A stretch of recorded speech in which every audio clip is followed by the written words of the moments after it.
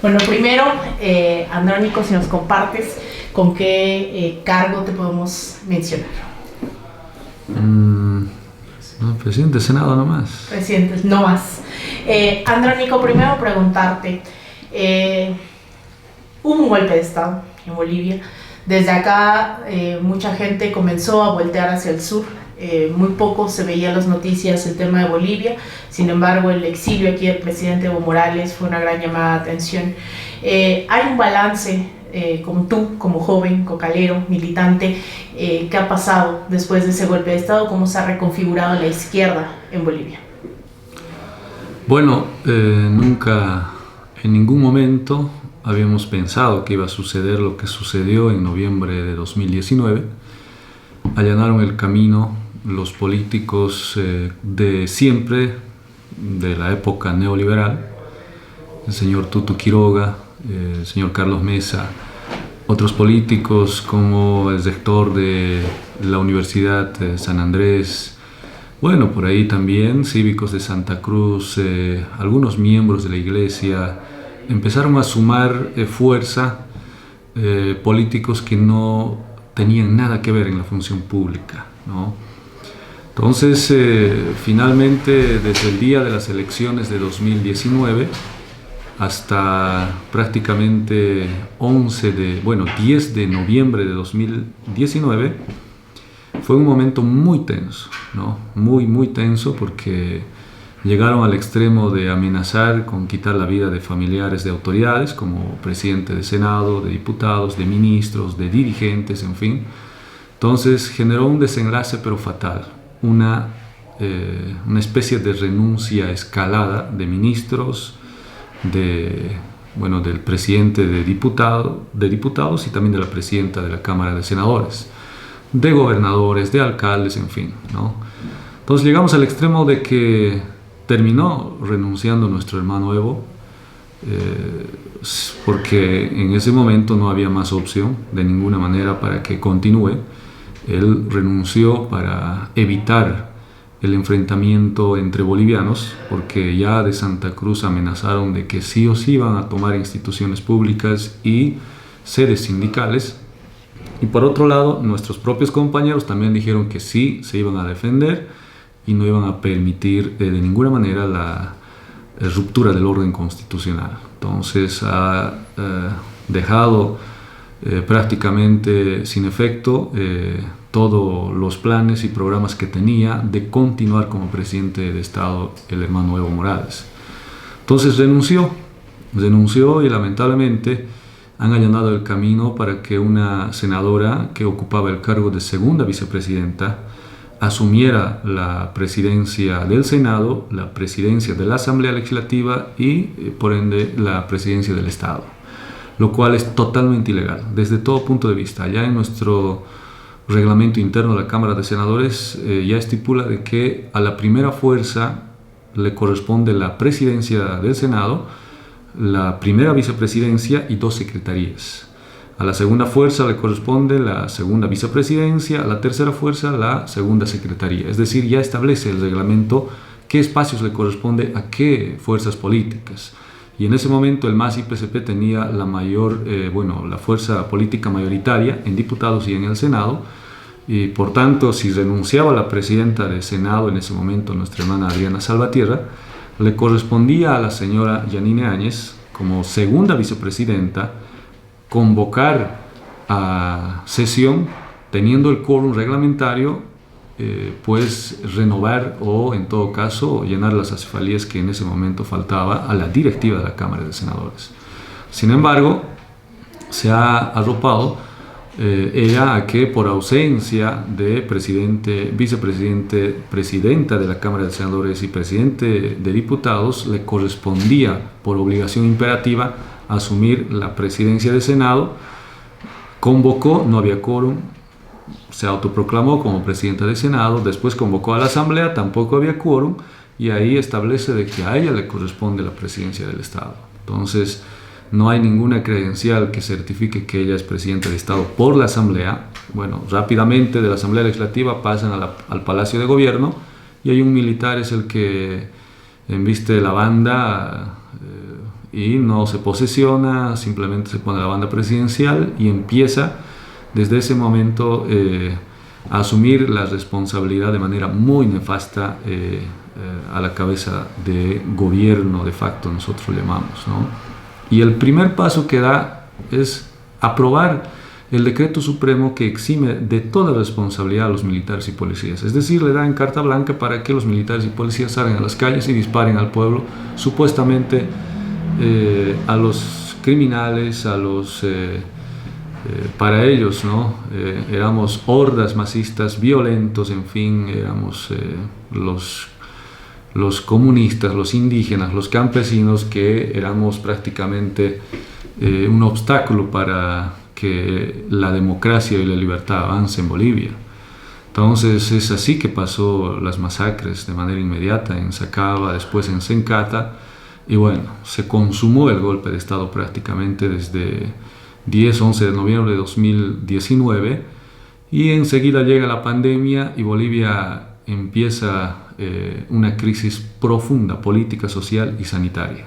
Entonces todo un año hemos estado prácticamente en un calvario muy, pero muy impresionante, principalmente los dirigentes que en ese momento estábamos asumiendo la responsabilidad, porque muchos de nuestros dirigentes y autoridades nacionales se han exiliado, principalmente a México, por lo que agradecemos bastante al gobierno del presidente Andrés López Obrador, a todo el gobierno de México por la protección y aceptar el asilo a nuestros hermanos, porque ellos han tenido que recurrir al exilio no por cobardes, sino para proteger su vida, ¿no? A la cabeza de nuestro hermano Evo. Entonces, por eso, para nosotros es muy importante destacar y felicitar al país, al hermano país de México, por esa gran apertura de hermandad. No solamente el gobierno, sino incluso su embajada en Bolivia ha aperturado a muchos de nuestros hermanos para que puedan asilarse en la embajada de México en nuestro país de Bolivia, ¿no? Entonces se ha consumado, rompiendo el orden constitucional, el golpe de Estado en nuestro país, la mala gestión administrativa, el desfalco económico, la mala administración sanitaria, de la crisis sanitaria que ha golpeado bastante con la pandemia, la corrupción tan evidente de cara al pueblo sin ningún miedo. Han empezado, pero de manera impresionante, a robar la plata del pueblo delante de los medios y del pueblo, que estaba tan latente y vigente en ese momento de lo que hacía el gobierno de facto, sin ningún miedo prácticamente. Entonces eso ha allanado también el desenlace de la derecha, yo diría, en nuestro país, la mala gestión del gobierno de facto, pero también la unidad de los movimientos sociales en torno a nuestro proceso, a nuestro instrumento a nivel nacional. Hemos logrado prácticamente cohesionar después de la ruptura total del MAS y PCP tras la renuncia de nuestro hermano Evo. Yo en lo particular he recorrido prácticamente todo el país con el único objetivo de fortalecer al instrumento político y llevar la voz de unidad. Como nunca en mi vida, yo viajé día y noche sin comer, sin dormir. Hemos llegado a lugares recónditos, muy lejanos, viajes 10, 15 horas por tierra. La gente nos esperaba, impresionante, y bueno, yo estaba segurísimo de que íbamos a ganar las elecciones incluso antes de que se defina el binomio del movimiento al socialismo en enero. Entonces ha sido un trabajo titánico, una tarea muy, muy grande, a la altura de la exigencia de la historia en su momento, por supuesto. Después del golpe de Estado, muchos jóvenes en Bolivia se han dado cuenta de que es necesario definitivamente cohesionar en torno al interés común de todos los bolivianos y no escudarnos detrás de las palabras de libertad y democracia, que muchos no entendían finalmente que llegó o se encaminó el golpe de Estado. Se dieron cuenta diciendo de que este es realmente el verdadero golpe, porque ¿qué decía a Evo en su momento? Dictador. A su gobierno decían régimen, ¿no? Y cuando de verdad Evo renuncia, ya no está, llega la señora Áñez y la juventud dice, no, esto es la verdadera dictadura, esto es el verdadero régimen. O sea, en la práctica es otra el concepto de las palabras que ellos mismos mencionaban, ¿no? Pero en discurso ha sido muy fácil catalogar un mensaje totalmente antievista y antimasista en Bolivia, cuando en los hechos se concreta el golpe de Estado, la juventud se da cuenta y de manera muy natural y espontánea se empieza a unificar. Algo que yo destaco en Bolivia tras el golpe de Estado es la participación activa de la juventud y haber logrado con más del 55% a la cabeza de nuestro presidente Lucho Arce, ¿no?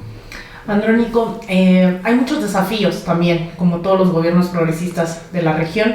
Sin embargo, hemos visto con preocupación desde estas latitudes una intentona nuevamente de un golpe, un intento de desestabilización, claro, ¿no?, con la misma violencia por parte de grupos paramilitares. ¿Qué desafíos tiene hoy el gobierno de Lucho Arce ante esta derecha? Y también cómo se explica, ¿no? Desde acá quisiéramos entender cómo se explica que estos personajes todavía sigan, muchos de ellos activos después de una participación activa en el golpe del 2019. Bueno, no hay duda que queremos y necesitamos de manera muy urgente que la izquierda latinoamericana empiece a reconstruir la unidad de manera muy sólida. En su momento, Fidel, Evo, Correa, Lula, Cristina, tantos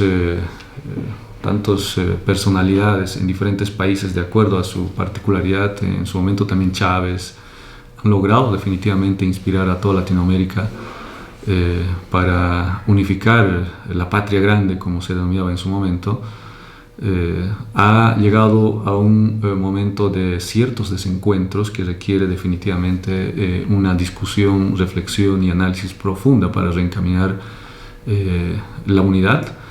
Y en ese sentido, nosotros en Bolivia por lo menos estamos viendo, en vez de estar mirando problemas internos de nuestro instrumento, de nuestro movimiento político, debemos de manera muy responsable ver las intenciones muy pero muy evidentes de continuar la desestabilización y en su momento les resultó el golpe de Estado con esas recetas que ellos mismos lo llamaban, pero ahora si nosotros continuamos replegados en una lucha interna, dejando de lado al enemigo que de verdad se debe combatir en las calles, con ideas, con propuestas en la Asamblea Legislativa, en todo espacio, hemos un poco descuidado, yo diría. Por tanto, es muy importante destacar que se encuentra prácticamente la intención de desestabilizar a los gobiernos de izquierda de manera muy vigente en toda Latinoamérica, no solamente en Bolivia, ¿no? Este último hemos visto nosotros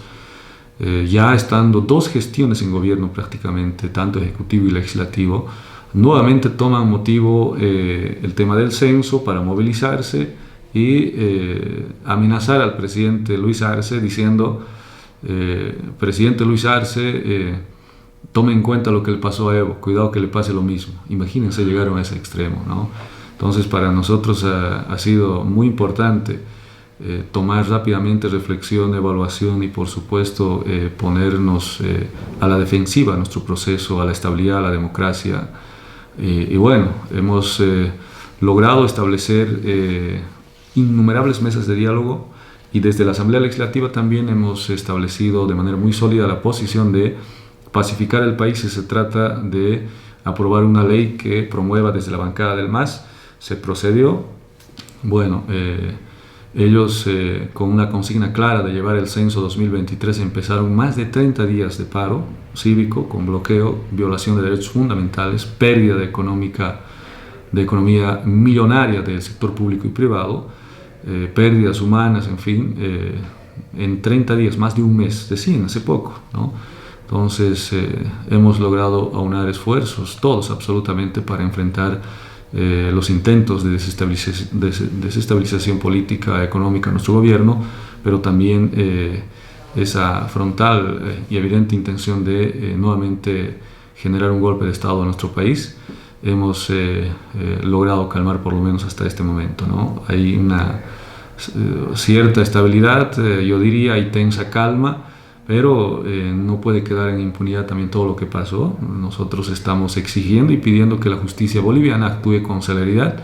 A los responsables hay suficientes motivos y elementos de convicción para que ellos puedan pagar ante la justicia lo que hicieron en 30 días, ¿no? Entre ellos el señor Camacho evidentemente es uno de los mayores responsables, no solamente de ahora, de las muertes de Sacaba y Sencata, de haber allanado la ruptura del orden constitucional y haber perpetrado el golpe de Estado en nuestro país. O sea, nadie puede aventurarse así con tanta facilidad de romper el orden constitucional en ningún país. Si no, nos enmarcamos a las leyes, a la Constitución, a las normas, en algún momento nos va a ir mal. El señor Camacho está consciente de ello. No pueden ellos aludir o evadir a la justicia o escudarse en la palabra de persecución política. En algún momento van a ser juzgados, más temprano que tarde, estamos segurísimos de ello, y bueno, esperemos que sea también ejemplo para toda Latinoamérica, no permitir este tipo de acciones contrarias a la ley, a la Constitución, y podamos definitivamente pensar en la integración de Latinoamérica y pensar en los hermanos y hermanas, en las ciudadanas y ciudadanos más humildes, como el propio presidente de México siempre ha expresado. Hay que trabajar, el que quiere dedicarse a la política tiene que trabajar para los más pobres.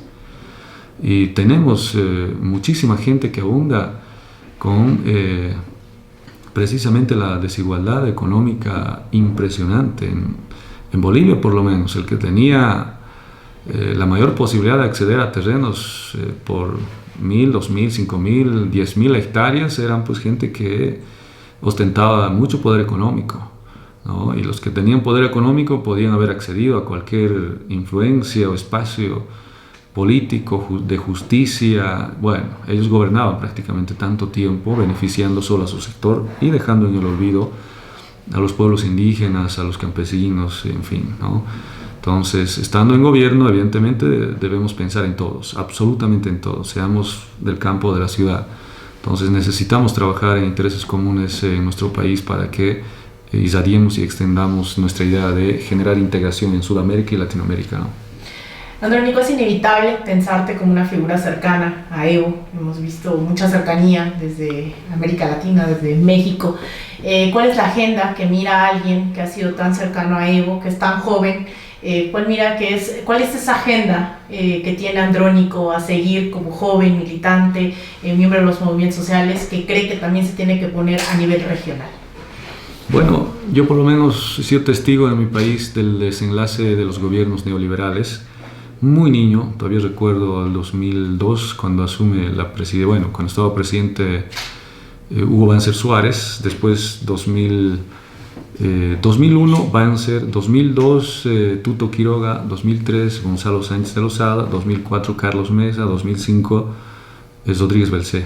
Entonces, yo prácticamente en mi niñez vi cada año cambiarse presidente, ¿no? En mi colegio, lunes, martes, miércoles pasamos clases y jueves, viernes los profesores se iban a marchar, movilizaciones, bloqueos por el pedido de pago de salarios, aguinaldos, derechos, en fin. O sea, total inestabilidad sin duda. Ya cuando Evo asume el 2006, ganamos un 18 de diciembre de 2005 y el 2006, 22 de enero, asume como presidente de Estado. Yo todavía en colegio, ya adolescente, y bueno, yo andaba detrás de Evo para que sea nuestro padrino de colegio, de alguna ayuda que requeríamos, necesitábamos. Yo correteaba detrás de Evo. Primera vez lo vi de frente a Evo Morales en colegio. Bueno, ahora le hago recuerdo a nuestro hermano Evo. Yo soy del mismo sector de Evo. Él es de la Federación Trópico, del extremo al lado de Cochabamba. Yo soy de la Federación Mamoré Bulo Bulo, del lado de Santa Cruz. Somos 6 federaciones y bueno, yo como vi tanta inestabilidad política social, vi también de frente a los gringos el 2003-2004 en Chimoré establecidos, la base militar de Estados Unidos, cómo nuestros padres se movilizaban por el respeto a la soberanía, ¿no? Por la dignidad, por los recursos naturales, por tierra y territorio. Entonces, temas muy comunes pregonaban desde el trópico de Cochabamba. Entonces, por eso yo desde muy niño, adolescente, muy dedicado a esta función social y política, de repente después de colegio a la universidad, de la universidad dirigente de Juventudes Universitarios, de ahí me vine nuevamente a Trópico a incursionar a la vida sindical y de la noche a la mañana 2016-17 aparecí al lado de Evo tomando posesión como vicepresidente de las 6 federaciones. Hasta ahora continúo en ese cargo y bueno, ya como vicepresidente de las 6 federaciones 2016 bueno, primero secretario de Deportes 2016, 2017 y 2018 asumiendo como vicepresidente. He compartido casi un año y medio, poco más. Todo el año de 2018 y 2019 hasta noviembre. No compartí más. En ese espacio lo conocí a Evo muy bien. Él empezó a tomarme mayor atención y como referencia también desde mi sector como región del trópico de Cochabamba. Me llevaba a todo lado, entrega de obras, a veces 3 de la mañana me llevaba, me decía, tienes 20 minutos para llegar al hangar presidencial, esperándome en el avión. Yo llegaba a veces retrasado, asustado, decía, hermano presidente, disculpas, no pude llegar porque el chofer no conocía el hangar presidencial, vueltas y vueltas estábamos dando en la ciudad. Llevo ahí leyendo su periódico, bueno, decía el piloto, vamos de una vez, arranque. Hasta llegábamos del aeropuerto a otro aeropuerto, de ahí me llevaba en helicóptero a una distancia muy lejana y me dejaba ahí prácticamente, de ahí no sale ni siquiera por tierra, sino en canoa peque lo llaman allá. 22 horas dio abajo, tenemos que subir. Entonces me dejaba ahí, entonces yo no sabía por qué. Algunos dirigentes me decían, el Evo te está tomando examen, tienes que conocer la ruta de Evo. Antes Evo caminaba a pie, en bicicleta, ahora no es auto, avión, helicóptero, no todo es eso, ahora tienes que saber también tu camino. Yo un poco molesto, cansado, asustado, bueno, ni modo, agarramos movilidad, 10 horas de viaje, a veces en canoa por río. Entonces, una experiencia inolvidable realmente, ¿no? Yo diría que Evo me puso a prueba a ver si yo resisto realmente en esa vida sindical tan dura que ellos han vivido, ahora que tenemos muchas facilidades, no solo en Bolivia, en todo lado, ¿no? Movilidades, vuelos, tanto avión, helicóptero, fácil de acceder a cualquier lugar. Antes no tenían esa posibilidad. Entonces, por eso Evo me lleva aquí, me lleva allá. A veces, en la inauguración de la planta urea y amoníaco, nuestro alcalde se preparó muy bien, teníamos visita del presidente de Perú, algunas autoridades de otros países, semejante planta industrial, impresionante de gente, miles de compañeros ahí para la inauguración, y le dice al alcalde, primero tú vas a dar la bienvenida. Y al momento de llegar me decía, tú vas a hablar, alcalde no va a hablar.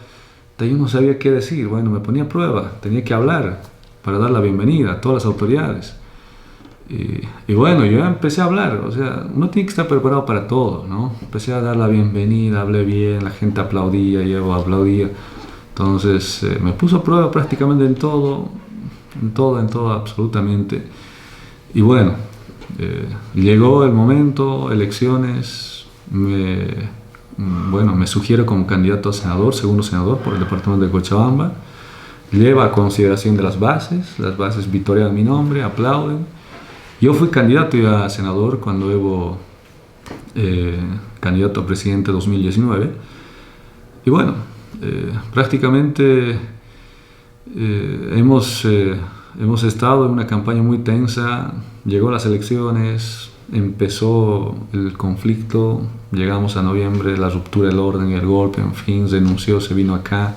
Yo quedé solo en el trópico de Cochabamba, desde el sector de Bulobulo hasta Sacaba, 200 kilómetros de carretera bloqueada y más de 150.000 de personas en las calles, en la carretera. Y yo quedé ahí, al frente. Evo era presidente de las 6 federaciones y yo era vicepresidente. Y mis compañeros me decían, si no está Evo, estás vos. Y tienes que tomar el mando. Bueno, algo que destaco de la región del trópico es mucha disciplina, ¿no? Por más seas joven, cuando eres dirigente te respetan, ¿no? Entonces, por eso hemos tomado la opción de encaminar la recuperación de la democracia por la vía de votación, ¿no? Muchos decían, ahora sí, vamos a levantar las armas. Ojalá el Che hubiera pasado en este momento, en este año, en esta época por acá. Muchos hablaban de todo, absolutamente tenso el momento y daba motivos para hablar de todo, porque había masacre en Sacaba, consecuentemente en Sencata, muertes, procesos, persecución política, militarizado, todo lado. La pandemia llegó y bajo ese motivo nos han encerrado como estado de sitio con cuarentena rígida. Entonces, todo ese momento me hace pensar a mí que es necesario que los jóvenes definitivamente tomemos muy en serio los cambios que se nos vienen a futuro, algunos naturales, algunos forzados por los gobiernos, potencias mundiales. Bueno, si no vamos a encaminar la unidad en un país y en toda Latinoamérica en torno a este principio básico que es la lucha por la causa, no solo en Bolivia, sino en toda Latinoamérica, se ha emprendido desde tiempos del Che, Salvador Allende.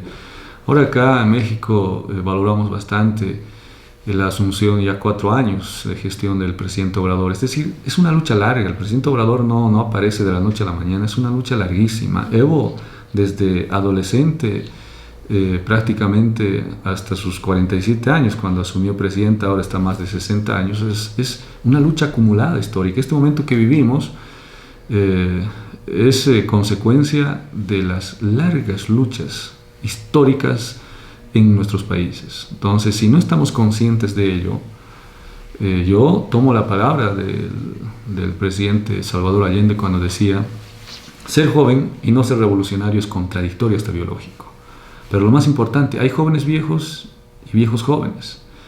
Si somos jóvenes y no somos inquietos, no somos revolucionarios, no somos dinámicos, no tenemos esa perspectiva de cambiar mínimamente la situación normal, tradicional, en la familia, en la comunidad, en el municipio, departamento o país, de nada nos sirve. Mañana pasado ya no somos jóvenes. Bueno, saludamos a los jóvenes, sigan luchando. Si nosotros no hacemos nada ahora, si nosotros no dejamos algo concreto o no dejamos un camino expedito para los que vienen, no tenemos la mínima moral para decir: jóvenes, ustedes sigan, nosotros ya tenemos 60 años. O sea, las etapas de la vida son cortas, ¿no? Lo que queda en la vida finalmente son los hechos. Entonces, por eso desde Bolivia hemos tomado con mucha seriedad de que el rol del militante de la izquierda de Bolivia y de Latinoamérica es asumir con mucha responsabilidad los errores y defender con mucha vehemencia los aciertos. Tenemos más aciertos que errores. No vamos a negar que hay equivocaciones, que hay errores, que hay que enmendar, por supuesto, y corregir. Pero hay más aciertos por el bien de la mayoría de la gente desposeída o vilipendiada en todos los países de Latinoamérica y en el mundo. Entonces, por eso, nuestra visión desde Bolivia es continuar por este proceso de cambio, de repente con nuevas ideas, porque no es lo mismo que hace 10, 15 años. Cambió de manera drástica la situación de nuestra vida cotidiana por el mismo avance tecnológico. Entonces, nuestros retos han sido tan grandes de nacionalizar los hidrocarburos en Bolivia, asamblea constituyente, la nueva constitución política del Estado y, bueno, después la liberación tecnológica, es decir, la industrialización. Necesitamos en nuestro país lo más antes posible entablar de manera muy sólida las relaciones con todos los países del mundo que quieren cooperar y ayudar a Bolivia sin condiciones como lo hacía antes Estados Unidos: te doy algo a cambio de algo. Ahora tenemos estrecha relación con todos los países de Latinoamérica, con México propiamente y con países de Asia y Europa. Antes el tema de los minerales se ha extraído bastante desde Europa. En nuestro momento de auge de los hidrocarburos, a mediana máquina, yo diría, aprovechamos. Ahora que el litio va a ser una demanda muy fuerte a nivel mundial, entonces estamos en la obligación de trabajar en ello. Si bien nos hemos liberado políticamente, socialmente, económicamente, ahora nos toca liberarnos de la tecnología, ¿no? Las plantas industriales que se están estableciendo a futuro van a dar mejores condiciones, primero de ingresos económicos, para después poder establecer objetivos claros en tema de educación, salud, caminera principalmente, que requiere, y tema productivo, lo más importante, cuidando el medio ambiente, ¿no? ¿Qué significa para ti los nuevos cambios en América Latina? En 2 minutos, ¿cuál es la reflexión que haces de ver a Lula, a Gustavo Petro, al presidente López Obrador en México? Bueno, no es como muchos de la derecha han expresado. Su momento de auge de Fidel Chávez fue muy efímero. Apareció Evo, Correa, Kirchner, en fin, y dijeron de que eso se acaba, ¿no? Bueno, las revoluciones nunca son en línea recta. Un momento tenemos cierta crisis, pero hay otro momento que nos levantamos. Lo importante es que seguimos avanzando, ¿no? Entonces, muchos han sido testigos del momento de Fidel, de Chávez, de Evo. Ahora nosotros los jóvenes somos testigos de la asunción al poder de muchos hombres de convicción por la patria, por el país, como Petro, Manuel López Obrador, y por supuesto también en otros países que van un poco reconfigurándose, si bien no izquierda radical como muchos quisieran en Chile o en Perú, pero bueno, estamos ahí tratando de alguna u otra forma consolidar la unidad de la izquierda en Latinoamérica y en el continente americano. Entonces, una muestra clara de que los políticos de izquierda están por convicción y no por ambición. Es una muestra clara de que el camino a seguir es largo, ¿no? Tenemos un horizonte claro, pero es largo. Y para ello tenemos que continuar definitivamente consolidando la unidad de la izquierda latinoamericana, y que nuestros padres, yo diría, nuestros dirigentes mayores ya de la edad de los 60, 70 años, tienen que convertirse en un laboratorio de conocimiento para transmitir esa experiencia de vida, esa sabiduría a las nuevas generaciones. Es decir, nuestro objetivo mayor es generar cadena de compromiso para que generación tras generación esto continúe por el bien de los ciudadanos y ciudadanas y del pueblo, más olvidado por los gobiernos o los modelos que nos han exportado de Europa a Norteamérica, Latinoamérica, ¿no? Entonces, mucha unidad. Si bien hay cierto desenlace en algunos países como Ecuador o Perú, otros países como en Argentina tal vez, o en el caso nuestro, Bolivia, nuestra obligación es reconstruir la unidad. El horizonte está claro, el camino es largo y debemos continuar generando cadena de compromiso para que de una generación a otra generación continúe con el mismo compromiso y convicción que han establecido desde hace muchísimo tiempo nuestros grandes héroes o patriotas, yo diría, desde la creación de nuestras repúblicas, momentos de tensión, de revoluciones que se han generado por los derechos y por el bien finalmente de los ciudadanos, la soberanía, la independencia, en fin, ¿no? Entonces, mucha unidad, hombres y mujeres, jóvenes y mayores, tenemos la responsabilidad de llevar adelante nuestro país y la integración latinoamericana. Amigos, amigas, regresamos en breve, pero mientras seguimos hablando sin pelos en la lengua, sin censura, usted puede suscribirse a nuestros 3 principales canales en YouTube. Sin Censura Media, en donde tenemos más de 1.600.000 suscriptores, Sin Censura TV, en donde tenemos más de 1 millón de suscriptores, y en Sin Censura Presenta, en donde queremos llegar muy pronto a los 100,000 suscriptores. Si usted ya está inscrito en Sin Censura Media, suscríbase en Sin Censura TV. Si ya está suscrito en Sin Censura TV y Sin Censura Media, suscríbase a Sin Censura Presenta. Recuerde que es gratis, no tiene que sacar un solo centavo de su bolsillo para apoyarnos. Dele clic en la campanita para que los señores y señoras de YouTube envíen las notificaciones cuando estemos transmitiendo en vivo y en directo o estemos subiendo videos. También nos puede seguir en Twitter en @Vicente Serrano y hasta en Instagram. Ojo, también estamos en Instagram. Son nuestras redes sociales y con el apoyo de ustedes seguimos creciendo, porque con ustedes todo, sin ustedes nada.